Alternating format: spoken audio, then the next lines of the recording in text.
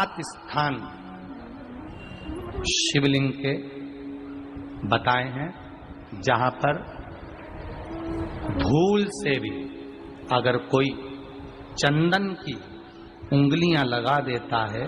7 स्थान ऐसे हैं जहां चंदन की मात्र उंगलियां लगा देने से ही शिव पितृलोक के पितरों को मुक्ति प्रदान करके वैकुंठ लोक का निवास दे देते हैं। 7 स्थान।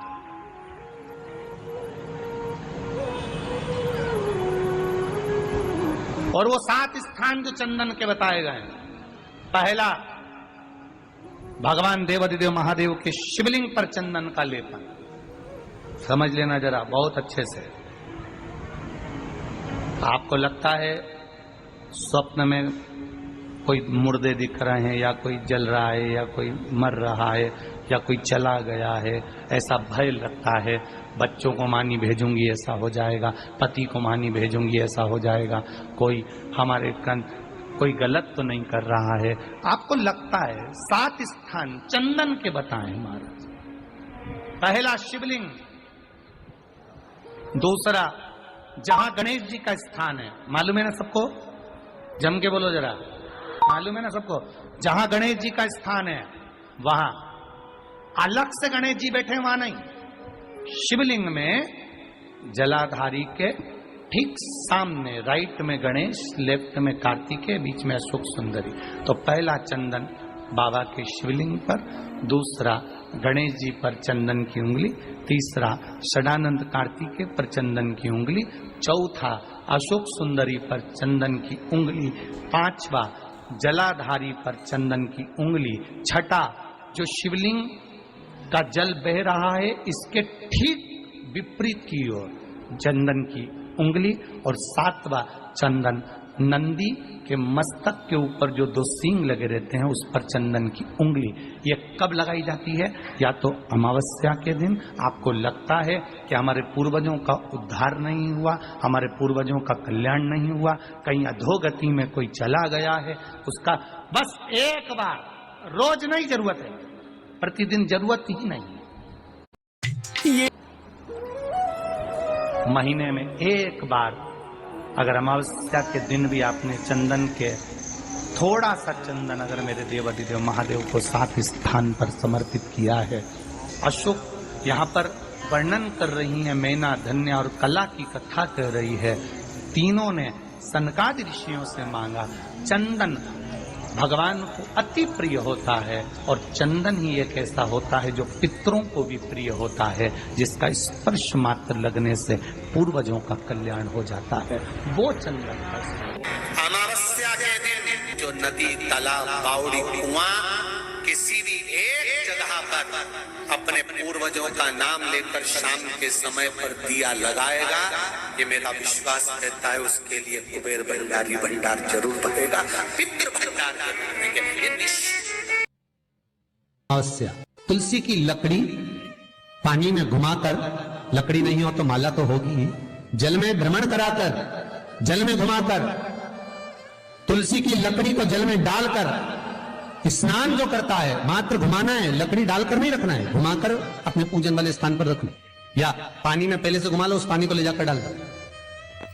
अमावस्या स्नान जो जीव करता है, शिव महापुराण की कथा कहती है, जितनी वर्ष में सोमती पड़ती है, सोमती अमावस्याएं पड़ती हैं, शनिचरी अमावस्याएं पड़ती हैं, सारी अमावस्या का पुण्य उस जीव के खाते में चला जाता है। तो अच्छे से ध्यान रखिएगा, आप ब्राह्मण को भोजन कराएं ना कराएं, आपने धूप छोड़ी ना छोड़ी वो पता नहीं, गाय को रोटी दी ना दी, स्वान को भोजन दिया ना दिया, कौवे को भोजन दिया ना दिया, चलेगा।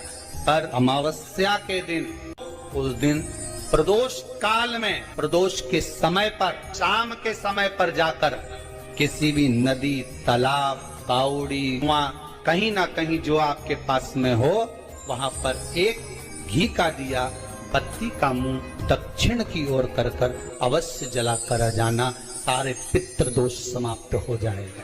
से निवेदन है, माताओं से निवेदन है, मान लो आपको कोई ब्राह्मण देवता ने कहा कि आपके यहाँ पितृ दोष है, तो आपको घबराना नहीं है कि महाराज जी मुझे क्या करना पड़ेगा, पितृ दोष है एक चावल का दाना घर में से लीजिए, हथेली पर रखिए, पानी का जो मटका होता है, हंडा होता है, पानी का जो मटका है, हंडा है, जहां पर रसोई घर में तुम पानी रखते हो, उस हंडे के पास में, मटके के पास में उस चावल के दाने को लेकर जाइए। अपने पितरों का स्मरण कर कर स्वधा स्वधा स्वधा स्वधा स्वधा 5 बार बोलकर शंकर भगवान की शिवलिंग पर, तुम्हारे घर में शिवलिंग हो तो घर में, और अगर मंदिर में शिवलिंग हो तो मंदिर में, उस चावल के दाने को चढ़ा दीजिए। कैसा भी पितृदोष होगा समाप्त हो। थोड़ी तकलीफों में अगर घिर जाओ, तकलीफें आ जाएं, कष्ट आ जाए, तकलीफें जिस दिन तुम्हारे भीतर बहुत ज्यादा मात्रा में आ जाए, उस दिन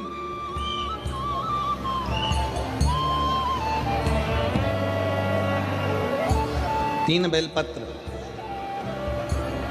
एक बेलपत्र में पीला चंदन, बीच वाली पत्ती।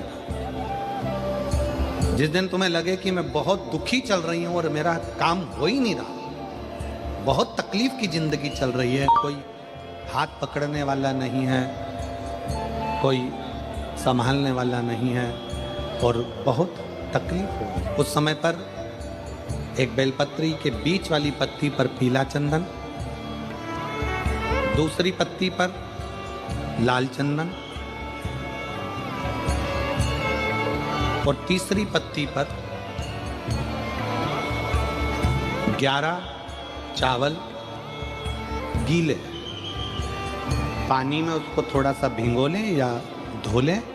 11 चावल गीले शिव जी की उस पत्ती पर रखें। सबसे पहला पीला चंदन का बेलपत्र, दूसरे नंबर पर लाल चंदन का बेलपत्र, तीसरे नंबर पर जो 11 चावल आपने धोकर रखे हैं वो हाथ की हथेली में रखना है और हाथ की हथेली में रखकर अपनी कामना कर कर भगवान शंकर से विनय कर कर पंचाक्षर मंत्र नमः शिवाय या षडाक्षर मंत्र ओम नमः शिवाय या श्री शिवाय नमस्तुभ्यम बोलकर उस बेलपत्र पर सीधे हाथ में रखकर उल्टे हाथ का स्पर्श कर कर बाबा से अपने मन के भाव कहकर शंकर के शिवलिंग पर उसे समर्पित कर दीजिए। एक ही लोटा जल, जहां से जल बहता है अशोक सुंदरी वाली जगह, एक ही लोटा जल जहां से जल बहता है उस जल बहने वाली जगह पर 3 बार उस जल को अपनी कामना कर कर श्री शिवाय नमस्तुभ्यम या पंचाक्षर मंत्र या षडाक्षर मंत्र बोलकर 3 बार उस स्थान पर गिरा दीजिए। गिराने के बाद में बाबा से विनय कर कर अक्षत वाली जो बेलपत्र है, एक बेलपत्र और एक अक्षत उसमें से अपने लिए लेकर आ जाओ। उसको 2 महीना 3 महीना अपने घर में रखिए। जितना भी दुख है धीरे धीरे बाबा समाप्त कर कर खुशियां घर में लेकर आता ही।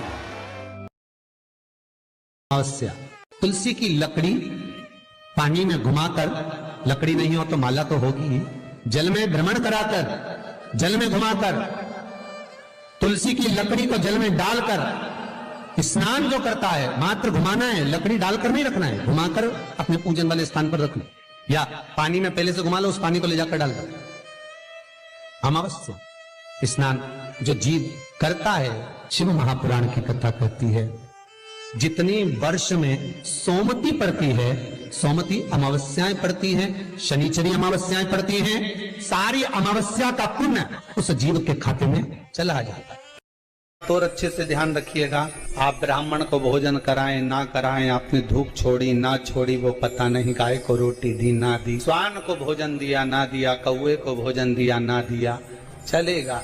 पर अमावस्या के दिन पितृपक्ष समाप्त हो, उस दिन प्रदोष काल में, प्रदोष के समय पर, शाम के समय पर जाकर किसी भी नदी, तालाब, बावड़ी, कुआं, कहीं ना कहीं जो आपके पास में हो, वहां पर एक घी का दिया, बत्ती का मुंह दक्षिण की ओर कर कर अवश्य जला कर जाना, सारे पितृदोष समाप्त हो जाएगा।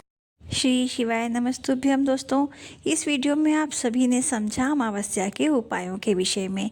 ऐसे ही और तिथि के अनुसार उपायों को समझने के लिए हमारे चैनल को सब्सक्राइब कीजिए और कमेंट में हर हर महादेव